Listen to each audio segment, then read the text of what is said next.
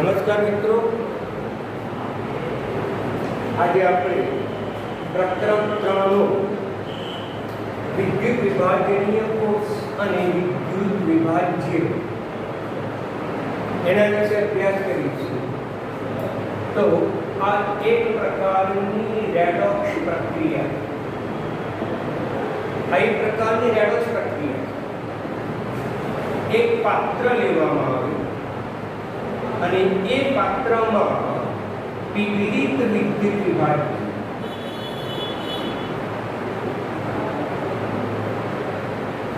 અથવા જલીય વિદ્યુત વિભાજ્ય લેવામાં, તેમાં બે ધ્રુવો મૂકવામાં, બે ધ્રુવો, અને બહારથી વિદ્યુત પ્રવાહ પસાર થવાનો. આ જે ધ્રુવ છે, આ બાજુ એટલે ડાબી બાજુનો, એ હંમેશા એનોડ જ કહેવાય, અને જમણી બાજુ છે એ હંમેશા કેથોડ કહેવાય. આ જે વિદ્યુત ધ્રુવ મૂક્યું, એ વિદ્યુત ધ્રુવ સક્રિય પણ હોઈ શકે અને વિદ્યુત ધ્રુવ નિષ્ક્રિય પણ હોઈ શકે. નિષ્ક્રિય તરીકે આપણે ગ્રેફાઇટ અને પ્લેટિનમનો જ ઉપયોગ કરીએ. બરાબર ધ્યાન. તો એક પાત્રમાં વિવિધ વિદ્યુત વિભાજ્ય અથવા તેનું જલીય વિદ્યુત વિભાજ્ય લઈને તેમાં યોગ્ય વિદ્યુત ધ્રુવો એનોડ અને કેથોડ મૂકીને બહારથી વીજ પ્રવાહ પસાર કરવામાં આવે તો રેડોક્સ પ્રક્રિયા થાય, અને આ જે સાધન થયું એને વિદ્યુત વિભાજનીય કોષ તરીકે ઓળખાય. અને કહીશું વિદ્યુત વિભાજનીય કોષ અને કહીશું વિદ્યુત રાસાયણિક કોષ, બંનેમાં બહુ મોટો તફાવત છે. સમજી લેજો કન્સેપ્ટ. આમાં જે એનોડ છે, આ બેટરીનો ધન છેડો તો આ પણ ધન છેડો, આ બેટરીનો ઋણ છેડો તો આ પણ બેટરીનો ઋણ છેડો. તો અહીંયા જે એનોડ છે, એનોડ ધન. જ્યારે વિદ્યુત રાસાયણિક કોષમાં એનોડ ઉપર ઓક્સિડેશન થાય, અને ઓક્સિડેશન થવાથી ઝીંકનું ઓક્સિડેશન થવાથી ઝેડ પ્લસ, ઝીંકનું ઓક્સિડેશન થવાથી ઝેડ પ્લસ અને બે ઇલેક્ટ્રોન છૂટા. આ બે ઇલેક્ટ્રોન દ્રાવણમાં ચાલે, જ્યારે બે ઝેડ પ્લસ દ્રાવણમાં ચાલે, ત્યારે બે ઇલેક્ટ્રોન સળિયા ઉપર રહે છે. માટે એનું ઋણ છે એની સાપેક્ષમાં કેથોડ ધન.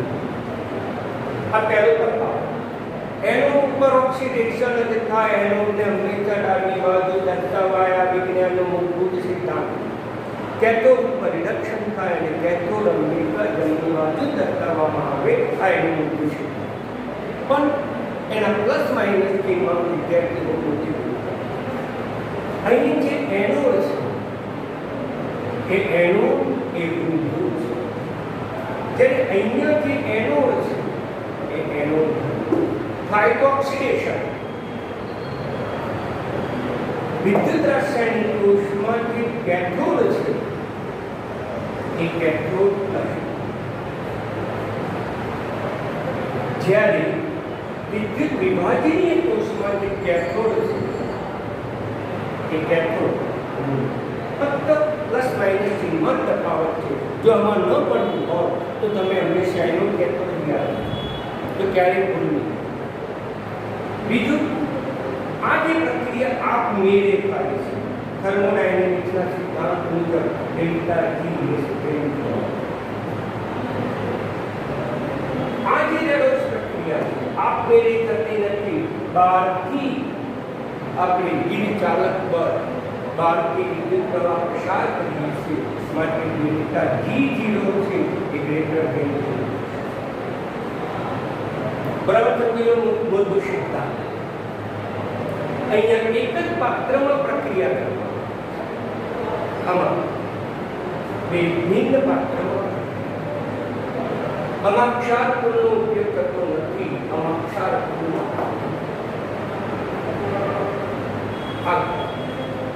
આનો જે સિદ્ધાંત છે એ સિદ્ધાંત છે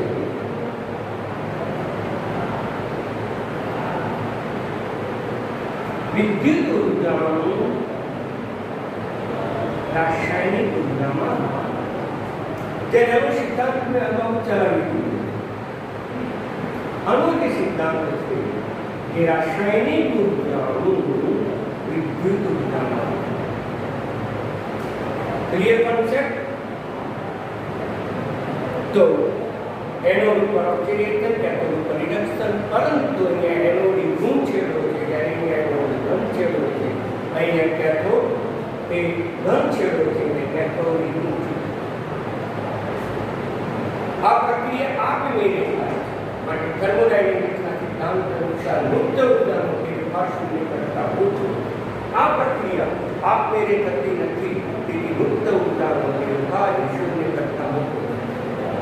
આનો સિદ્ધાંત છે રાસાયણિક ઉર્જાનો વિદ્યુત ઉર્જામાં, જ્યારે આનો સિદ્ધાંત છે વિદ્યુત ઉર્જાનું રાસાયણિક ઉર્જામાં રૂપાંતર. એટલે વિદ્યાર્થી મિત્રો, વિદ્યુત વિભાજનીય કોષ અને વિદ્યુત રાસાયણિક કોષનો તફાવત બરાબર સમજો. આમાં ક્ષારનો ઉપયોગ થતો નથી, આમાં ક્ષારનો બરાબર સિદ્ધાંત સમજી લો. હવે આગળ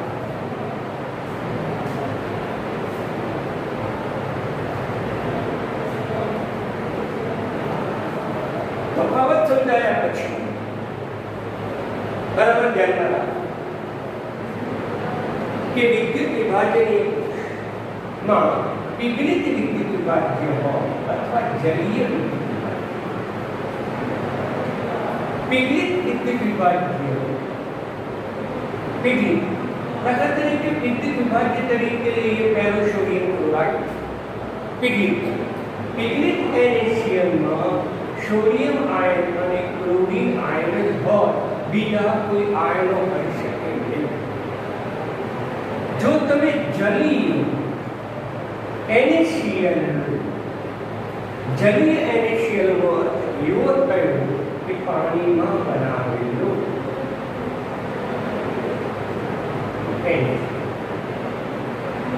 જલીય શબ્દનું સૂચન કરે છે કે દ્રાવક તરીકે પાણીમાં બનાવેલું. તો પછી આમાં ઘટકો કયા? તો પછી એમાં ઘટકો સોડિયમ પણ હશે, ક્લોરીન પણ હશે અને પાણી. પીગળિત પદાર્થમાં માત્ર ધન આયન, ઋણ આયન, પાણી નહીં. જલીય પદાર્થમાં જલીય વિદ્યુત વિભાજ્યમાં ધન આયન પણ હોય, ઋણ આયન પણ હોય, ઉપરાંત પાણીના અણુ પણ હોય. આટલો કોન્સેપ્ટ બરાબર છે. હવે જલીય પદાર્થની વિદ્યુત વિભાજ્ય જલીયમાં પાણી હોય ને માટે આપણને પહેલા પાણીનું વિદ્યુત વિભાજન આવડવું જોઈએ. પાણીનું વિદ્યુત વિભાજન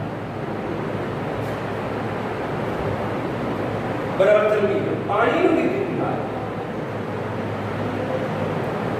અતિ શુદ્ધ પાણી એ વિદ્યુતના મંદ વાહક છે. અતિ શુદ્ધ પાણી, પરિશુદ્ધ પાણી, અનિશુદ્ધ પાણી વિદ્યુતનું વહન કરી શકે. વિદ્યુતના વહન માટે તેમાં થોડા પ્રમાણમાં, અલ્પ પ્રમાણમાં કાં તો એસિડ ઉમેરવામાં આવે, કાં તો નીર ઉમેરવામાં આવે, કાં તો ક્ષાર. તો એ વિદ્યુતના વાહક માટે પાણીનું વિદ્યુત વિભાજન કરવું હોય તો ચિત્ર તો એને જ આવશે. વિદ્યુત વિભાજ્ય તરીકે પાણી, એમાં આપણે નિષ્ક્રિય ધ્રુવો મૂકવામાં આવે અને નિષ્ક્રિય ધ્રુવ તરીકે પ્લેટિનમ હશે. અહીંયા પણ પ્લેટિનમ હશે. આ હંમેશા એનોડ તરીકે હશે, તો હંમેશા કેથોડ તરીકે હશે. પાણીનું વિદ્યુત વિભાજન કરવામાં આવે તો એનોડ ઉપર ઓક્સિડેશન થાય. બરાબર સમજી લો. એક પ્રકારની રેડોક્સ પ્રક્રિયા.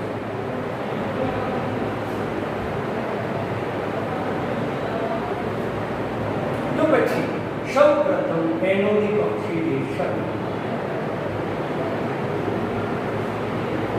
Most important. કારણ કે કોઈ પણ જલીય પદાર્થનું વિદ્યુત વિભાજન કરે એટલે પાણીનું ઓક્સિડેશન રિએક્શન આવ્યા તો એનોડિક ઓક્સિડેશન કોનું ઓક્સિડેશન થશે? તો કે પાણીનું ઓક્સિડેશન એનો એનો ઉપર અને ઓક્સિજન એનો આ ત્રણ શબ્દો ભેગા કરો એકબીજા સાથે સંકળાયેલા. એનો ઉપર ઓક્સિડેશન થાય, એનો ઉપર ઓક્સિડેશન અને કેથોડ એનો ઉપર ઓક્સિડેશન અને પાણીના ઓક્સિડેશનથી હંમેશા ઓક્સિજન મળે એટલે આના ઓક્સિડેશનથી ઓક્સિજન. હવે એનોડિક ઓક્સિડેશનનું સંતુલન કરવું પડે. આનો ઓક્સિડેશન માઇનસ બીજાનો ઓક્સિડેશન 0.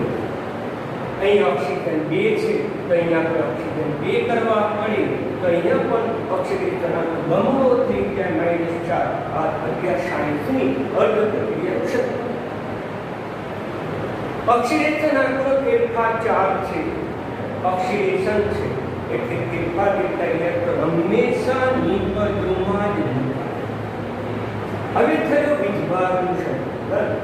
આ બાજુ કોઈ વીજભાર નથી, આ બાજુ ટોટલ -4 વીજભાર છે અને વીજભારનું સંતુલન કરવા માટે તમારે H+ મૂકવા પડે. કેટલા? તો 4. તો પછી હાઇડ્રોજન જુઓ કેટલા થયા તો 4. આ બાજુ પણ હાઇડ્રોજન કેટલા થયા? 2 4. ઓક્સિજન 2 ઓક્સિજન 2 +4 -4 વીજભાર છે. આ થયું એનોડિક ઓક્સિડેશન. પાણીનું એનોડિક ઓક્સિડેશન સમીકરણ આવડવું જોઈએ. ફરીથી સમજાવી દઉં. 3 અ ભેગા કરવાના.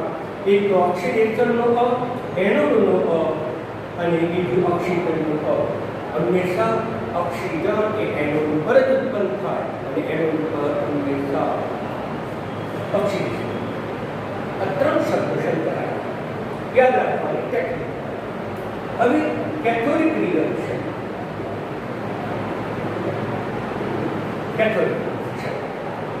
તો કેથોડ ઉપર પણ કોનું રિડક્શન થાય? પાણીનું રિડક્શન.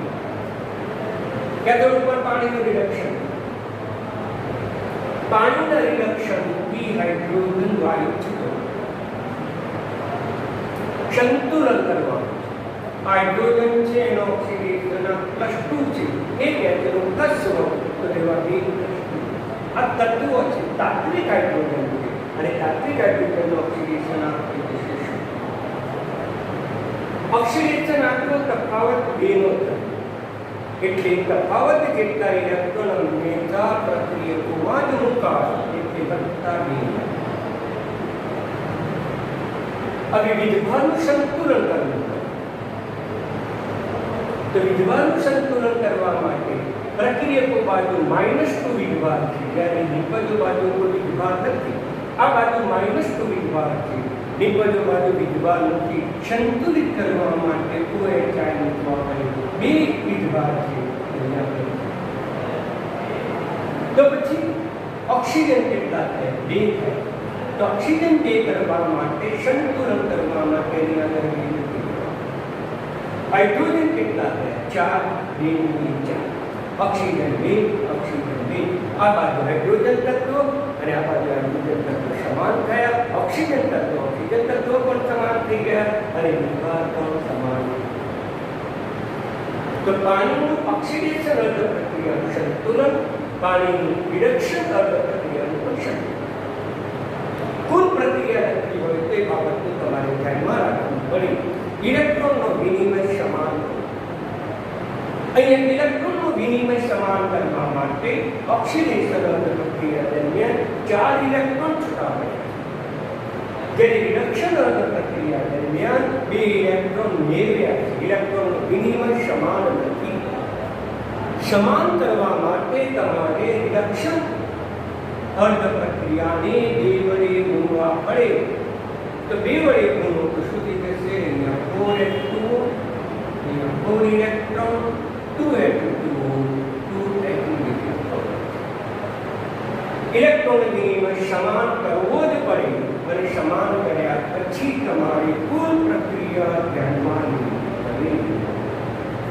કુલ પ્રક્રિયા તો પ્રક્રિયાનો શરૂઆત 4 - 6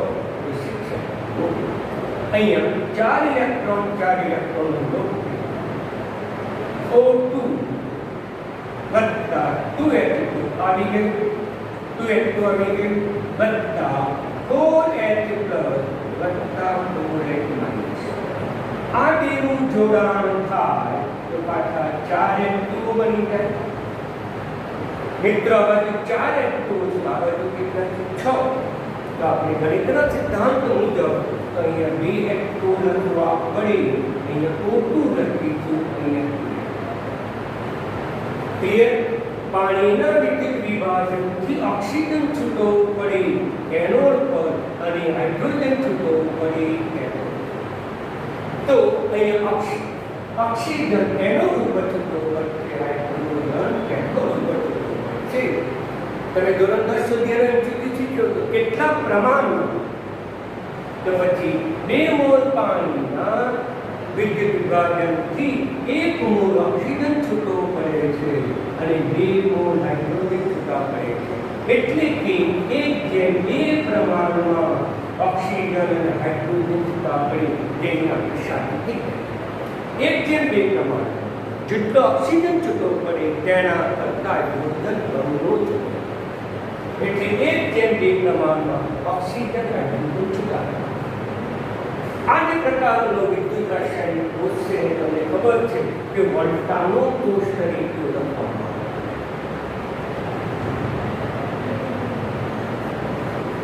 આવે. જેમાં પાણીનું વિદ્યુત વિભાજન કરવામાં આવે અને પાણીના વિદ્યુત વિભાજનથી એનોડ ઉપર ઓક્સિજન અને કેથોડ ઉપર હાઇડ્રોજન. આમ પાણીનું વિદ્યુત વિભાજન તમને આવડવું જોઈએ, એની રિએક્શન પણ તમને આવડવી જોઈએ, એટલે એની નોંધ અવશ્ય રીતે કરવી.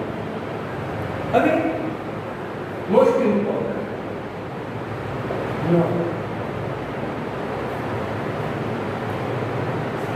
Sodium ion, potassium ion, Al+3 ion, magnesium ion વિદ્યાર્થી મિત્રો ધન આયન છે અને ધન આયન હોવાથી તે ઋણ આયન તરફ યાની કે કેથોડ તરફ આકર્ષાય.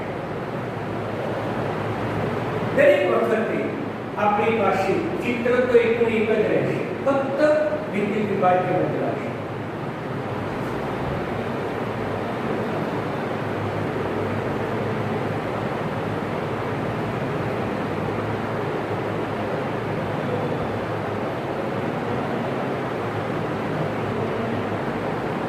આયનો આ બનશે કેથોડ. એમાં આપણે એબી વિદ્યુત વિભાજ્ય ઉમેરીએ, એબી વિદ્યુત વિભાજ્ય, તો એમાં ધન આયન છે અને બીમાં ઋણ આયન છે. આ છેડો ધન છે એનો કેથોડિક ઋણ, માટે દરેક ધન આયન કેથોડ તરફ આકર્ષે, દરેક ઋણ આયન એ એનોડ તરફ આકર્ષે. દરેક ધન આયન એ કેથોડ તરફ આકર્ષાય. દરેક ધાતુ આયન ઉપર ધન આયન હોય અને ધન આયન ધરાવતું ધાતુ આયન એનું કેથોડ ઉપર વિરક્ષણ થાય, કેથોડ ઉપર ચોટી કરે. મૂળભૂત સિદ્ધાંત કહું છું, ધાતુ આયન ધન આયન ધરાવે અને ધન આયન ધરાવતી ધાતુ કેથોડ ઉપર ચોટી પડે. ઋણ આયન ધરાવતા કયા જે કહી શકાય કે હેલોજન આયન હોય અથવા તો હાઇડ્રાઇડ આયન હોય, એ બધા ઋણ આયન છે અને ઋણ આયનમાં એનોડ તરફ આકર્ષાય અને એનોડ તરફ તેનું ઓક્સિડેશન થાય અને એમાંથી વાયુ છૂટો પડે. એનોડ ઉપર ઓક્સિડેશન થાય, આનું -1 0 ઓક્સિડેશન આખો બદલ, આનો પણ -1 તો આનો થઈ ગયો 0. તો હેલોજન આયન અને હાઇડ્રાઇડ આયન હંમેશા એનોડ તરફ આકર્ષાય, એનું ઓક્સિડેશન થાય અને ઓક્સિડેશનથી વાયુ છૂટો પડે. આ ક્લિયર કોન્સેપ્ટ ક્લિયર સમજો, બરાબર સમજો અહીંયા. તો પછી આ ધન આયન છે, તો ધન આયન કયા ધ્રુવ તરફ આકર્ષાય કેથોડ, તો નું વિરક્ષણ H2 ની હાજરીમાં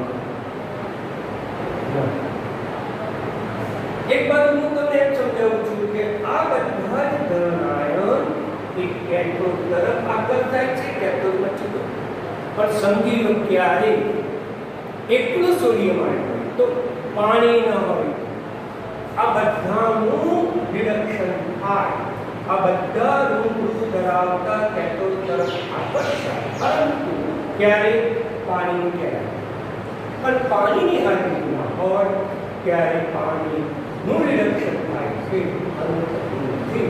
માટે મોસ્ટ ઇમ્પોર્ટન્ટ સિદ્ધાંત બરાબર નોંધ કરજો. નો રિડક્શન બેક્ટેરિયાની લીવરમાં થાય, પરંતુ એટોનું રિડક્શન એ જ પ્રમાણે ઋણ ion, sulphate ion, nitrate ion અને ફોસ્ફેટ આયન નું આ કયા ધ્રુવ તરફ આકર્ષાય? ઋણ આયન છે, ઋણ આયન છે ધન ધ્રુવ ધરાવતા એનો તરફ આકર્ષાય, નું ઓક્સિડેશન થાય અને ઓક્સિડેશન થાય, પરંતુ પાણીની હાજરીમાં પાણીનું ઓક્સિડેશન બિલકુલ કોન્સેપ્શન એક પછી એક સમજાવ. દાખલા તરીકે પહેલું પીગળી ટેન્ડન્સી એની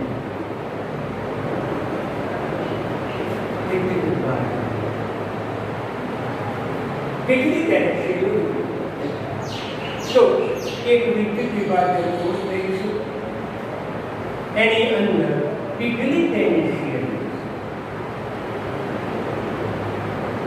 અને આ પીગળી ટેન્ડન્સીમાં ગ્રેફાઇટ અથવા પ્લેટિનમના ધ્રુવો, અહીંયા આપણે ગ્રેફાઇટ, અહીંયા પણ ગ્રેફાઇટ છે.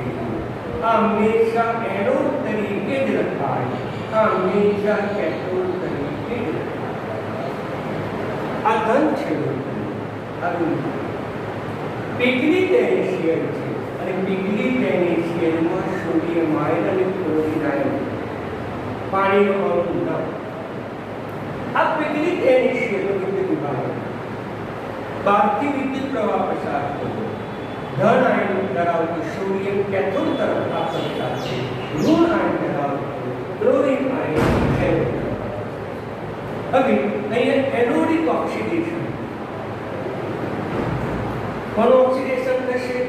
એનોડ ઉપર આકર્ષાતા આયનો એટલે કે ક્લોરીનનું ઓક્સિડેશન થશે અને ઓક્સિડેશનના -1 છે, ઓક્સિડેશનમાં વધારો થાય અને વધારો થાય એટલે શીયર તત્વ બને પણ તાત્વિક ક્લોરીન બે પરમાણુઓ બને અને ઓક્સિડેશન બેલેન્સ કરી. આ બાજુ બે ક્લોરીન છે, આ બાજુ બે ક્લોરીન એટલે ઓક્સિડેશનમાં પણ બેનો ઓક્સિડેશનાત્મક ફેરફાર બે એટલે અહીંયા બે ઇલેક્ટ્રોન મૂકી આ બાજુ બે ઋણ વિભાગ, બે ઋણ વિભાગ, બે ક્લોરીન તત્વ, બે ક્લોરીન કેથોડિક રિડક્શન. કોનું રિડક્શન થશે? ધન આયન ધરાવતા સોડિયમનું કેથોડિક રિડક્શન થશે એટલે સોડિયમ આયન કેથોડ તરફ આકર્ષાશે અને એનું રિડક્શન થશે અને ઓક્સિડેશનાત્મક બનશે. રિડક્શન કરવાથી ઓક્સિડેશનાત્મક ઘટાડો થશે અને ઘટાડો થઈ શકશે. અહીંયા એક ઇલેક્ટ્રોનનો મેં અગાઉ સમજાવ્યા મુજબ ઓક્સિડેશન અર્ધ પ્રક્રિયા દરમિયાન અને રિડક્શન અર્ધ પ્રક્રિયા દરમિયાન ઇલેક્ટ્રોનનું વિનિમય સમાન કરવું જોઈએ. અહીંયા બે ઇલેક્ટ્રોન છે, અહીંયા એક ઇલેક્ટ્રોન છે. સમાન કરવા માટે આખા સમીકરણને જે કરી દઉં છું કુલ પ્રક્રિયા બંનેનો સરવાળો 2Na+ આવી વત્તા 2Cl - 1 આવી બે ઇલેક્ટ્રોન નો લોક બની ગયું Cl2 વત્તા 2. આમ ક્લોરીન વાળી ગેસ સ્વરૂપે ઉપર છે એનોડ ઉપર અને સોડિયમ આયન એ કેથોડ ઉપર છૂટું પડશે, જેને એમાલ્ગમની અંદર એકઠો કરવામાં આવે જે ધોરણ 11 સાયન્સમાં શીખી ગયા છે. એટલે આ એનો રૂપ ક્લિયર કોન્સેપ્ટ આ થયું પીપલી ટેનેશિયન. હવે મિત્રો આપણે સમજીએ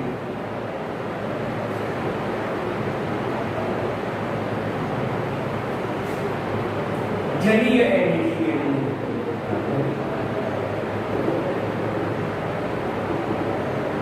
બરાબર.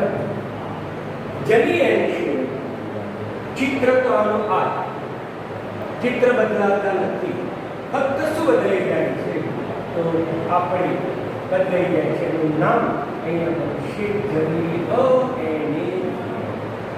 અને જલીય એનેશિયનમાં આયનો પણ બદલાય છે, આયનો બદલાય છે.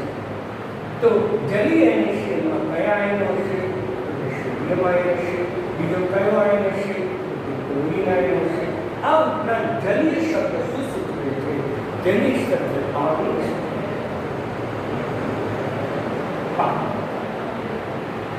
હવે આમાં તો માત્ર પીપલી ટેનેશિયનમાં માત્ર સોડિયમ આયન અને ક્લોરાઇડ આયન હતું. અહીંયા તો સોડિયમ ક્લોરાઇડ પાણીનો પણ. હવે એનોડિક ઓક્સિડેશન,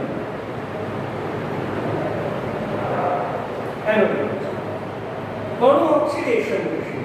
ક્લોરીન આયન.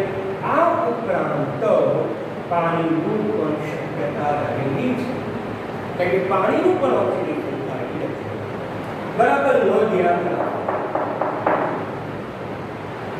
આમાં ક્લોરીન આયન છે નિયમમાં, મોસ્ટ ઇમ્પોર્ટન્ટ વિધાન છે. આમાં ક્લોરીન આયન છે ના. આ ત્રણનું જ ઓક્સિડેશન પાણીની હાજરીમાં થતું નથી, કારણ કે આના કરતા પાણીનો ઓક્સિડેશન પોટેન્શિયલ નીચો છે. એટલે પહેલા પાણીનો ઓક્સિડેશન પછી થાય જ્યાં સુધી પાણી હાજર હોય. થોડી સરળ પરિભાષા બોલી, પાણીની હાજરીમાં આ ત્રણ પ્રક્રિયામાં ભાગ ન લે એ સિવાયનું કોઈ પણ ઋણાયન. અહીંયા ઋણાયન તરીકે કોણ છે? ક્લોરીન. આ ત્રણ નથી માટે ક્લોરીનનું ઓક્સિડેશન થશે. એને સમજાયા આ પ્રક્રિયામાં ભાગ નથી. આ ત્રણ સિવાયનું કોઈ પણ ઋણાયન હોય તો એનો ઉપર એનો થાય. હવે કેથોડિક રિડક્શન, કેથોડિક રિડક્શન કોનું શક્યતા બે નથી. સોડિયમ આયન અને બીજું પાણી. સિદ્ધાંત સોડિયમ આયન આવ્યું, પાણી હાજર છે તો છે, તો સોડિયમ આયન પ્રક્રિયામાં ભાગ ભજવે. સોડિયમનું રિડક્શન થાય.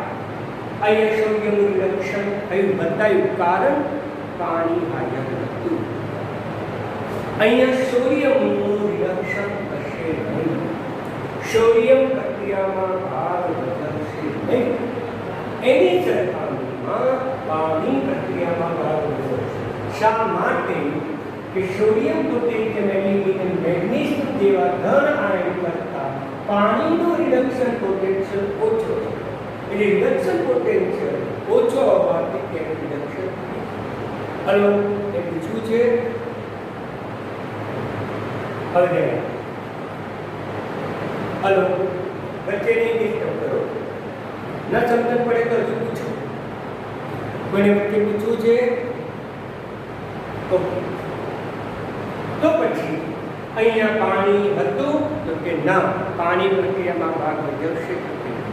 અહીંયા પાણી છે, જલીય છે, પાણી છે એટલે પાણી ભાગ ભજવશે. પાણીનું શું થશે? કેથોડિક રિડક્શન થશે. અને મેં અગાઉ પાણીનું કેથોડિક રિડક્શન તમને સમજાવ્યું. તેનું રિડક્શન થાય એટલું છૂટો પડી 2 વત્તા 2 ઇલેક્ટ્રોન સંતુલન કરીએ. પાણી હોય તો ભાગ ભજવે ક્યારે? આ ધન આયનો ચાર્જ હોય ત્યારે. અહીંયા પાણી નહોતું માટે સોડિયમનું રિડક્શન. આમાં પાણી છે માટે સોડિયમ પ્રક્રિયામાં ભાગ ન ભજવે એની સરખામણીમાં પાણી પ્રક્રિયામાં ભાગ. કુલ પ્રક્રિયાનું ઇલેક્ટ્રોનનું વિનિમય સમાન છે. માટે સરવાળો કરીને 2Cl આવી ગયું, પ્રક્રિયક બાજુ 2H2O આવી ગયું, Cl2 આવી ગયું, નિપજ બાજુ સરવાળો H2 આવી ગયું, 2H. Clear concept? તો પછી તમે જલીય અને શેલો વિદ્યુત વિભાજન કરો તો એનોડ ઉપર ક્લોરીન વાયુ છૂટો પડે છે અને કેથોડ ઉપર હાઇડ્રોજન વાયુ.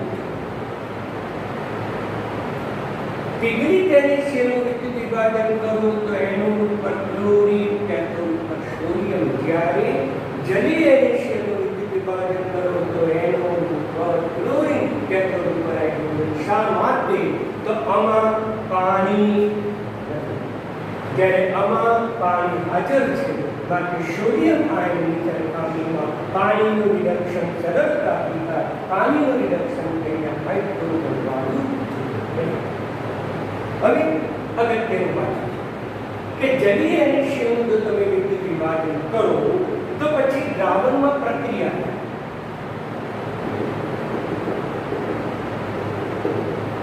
દ્રાવણમાં સમજ, દ્રાવણમાં કઈ પ્રક્રિયા? તો પહેલા શોધી કાઢો કયો આયન પ્રક્રિયામાં ભાગ ભજવે. તો કહી શકાય સોડિયમ આયન પ્રક્રિયામાં ભાગ. તો સોડિયમ આયન પ્રક્રિયામાં ભાગ. હવે શોધી કાઢો કયો આયન ઉદ્ભવે. કુલ પ્રક્રિયા કેટલી બની માટે બેઝિક બન્યું, માટે એક બેઝિક બન્યું. હવે આના આધારે તમને ઘણા બધા પ્રશ્નો પૂછી શકે. બરાબર ધ્યાન આપો.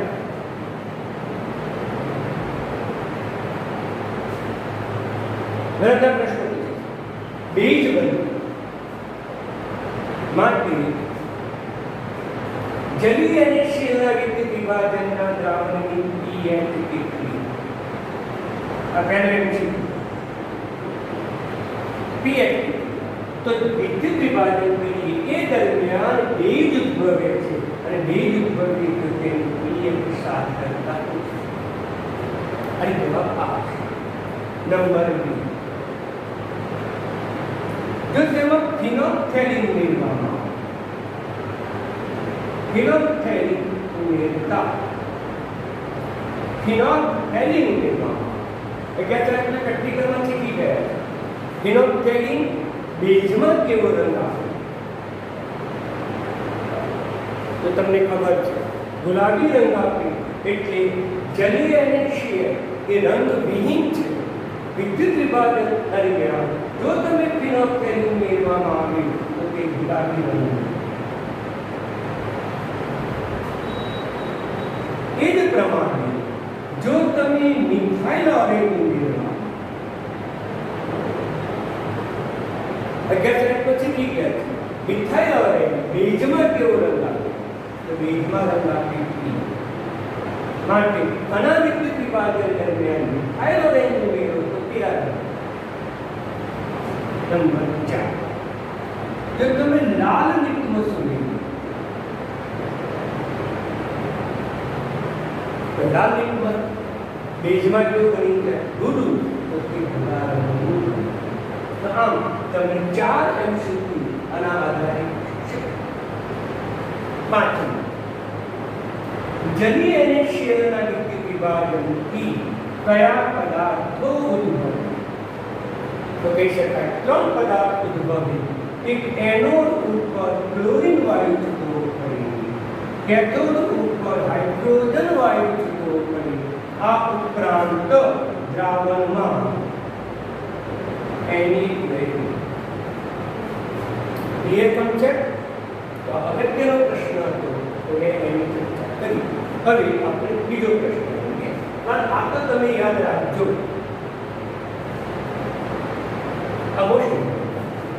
આ તો તમારે યાદ રાખવાનું.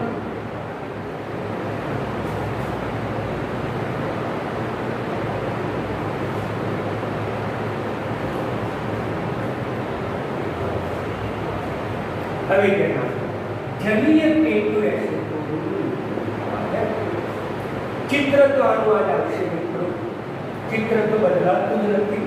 વિદ્યુત રાસાયણિક કોષ લો કે વિદ્યુત વિભાજન કોષ લો તો એક પાત્રમાં તમે દ્રાવણ લેશો. કયું? તો જે કીધું છે તે જલીય K2SO4.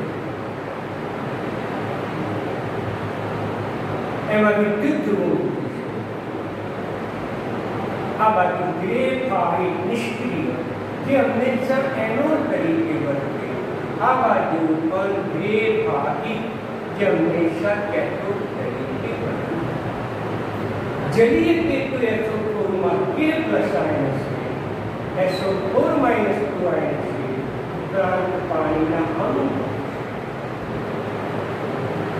આ બેટરીનો ધન છેડો ઋણ છેડો માટે એનોડ ધન આયન બનશે કેથોડ. એનોડિક ઓક્સિડેશન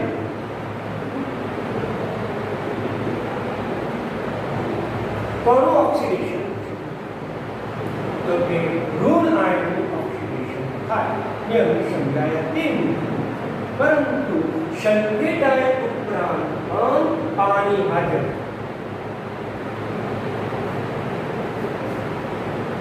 સલ્ફેટ આયન પણ હાજર છે પાણી પર. ઇમ્પોર્ટન્ટ નોંધમાં છે સલ્ફેટ આયનનું ઓક્સિડેશન થાય એનોડ તરફ આકર્ષાય. પરંતુ સલ્ફેટ આયનનું ઓક્સિડેશન થતું નથી પાણીની હાજરી.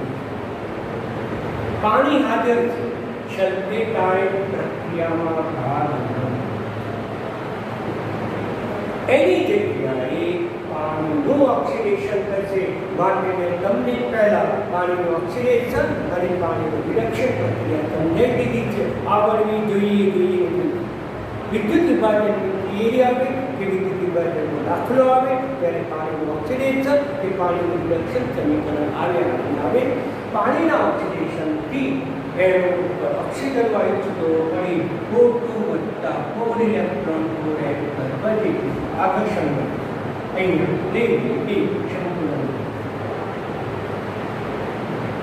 कैथोडिक रिडक्शन कैथोड ઉપર રિડક્શન થાય. કોનું રિડક્શન થાય? તો ધન આયન કેથોડ તરફ આકર્ષાય અને ધન આયન કેથોડ તરફ આકર્ષાય. પોટેશિયમનું રિડક્શન થવું જોઈએ અને કેમ નહીં થાય? તો કે પાણી હાજર અને પાણી હાજર હોય તો પોટેશિયમનું રિડક્શન થતું નથી. એટલે K પ્લસ પ્રક્રિયામાં ભાગ. એની સરખામણીમાં પાણીનું રિડક્શન થશે. અને મેં અગાઉ તમને સમજાવી દીધું છે પાણીના રિડક્શનથી હાઇડ્રોજન વાયુ છૂટો પડી. હા બોલો હા એટલે અક્ષરની જગ્યા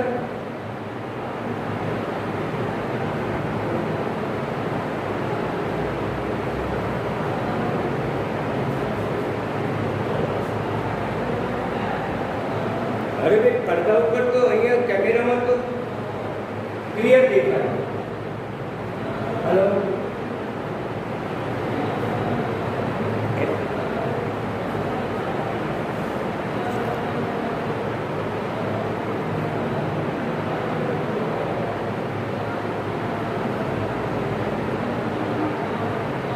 હવે ક્લિયર આવ્યું?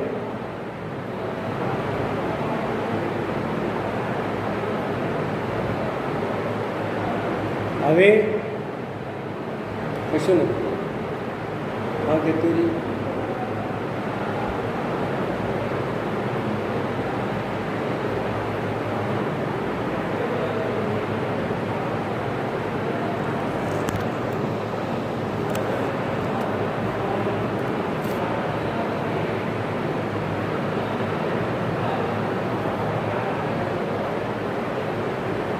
ચાલો આટલું પૂરું કર્યા પછી ફરીથી તો બે ઇલેક્ટ્રોન જોઈએ તો અહીંયા શું થઈ જશે? કોઈ અરે તે પછી મોકલું છું તારું 2n પ્લસ પોઝિટિવ ઇલેક્ટ્રોન જોઈએ તો અહીંયા બી સંતુલન કરીએ તો અહીંયા 2 4 અને 4 2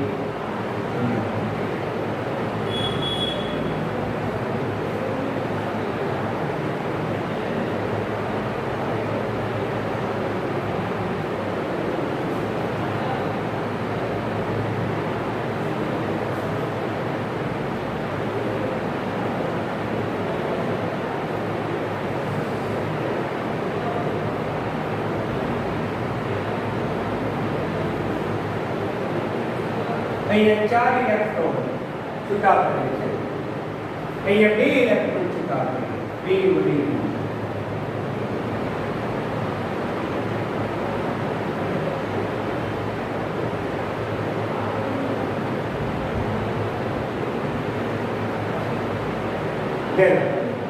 શરૂઆત કુલ પ્રક્રિયા તો કુલ પ્રક્રિયા દરમિયાન 2 4 इलेक्ट्रॉन गया 2Cl2H2 આમાં 4 હોય અગાઉ સમજાયા મુજબ 4H2 થઈ જાય અને આ થઈ ગયું 2H2 O2 હા કોનું વિદ્યુત વિભાજન કર્યું K2SO કયું કોણ પાણીનું વિદ્યુત વિભાજન કર્યું આમ K2SO નું વિદ્યુત વિભાજન વાસ્તવમાં પાણીનું વિદ્યુત વિભાજન છે. ઓકે આવતીકાલે બીજી ડિટેલ્સમાં તમને સમજાવીશ.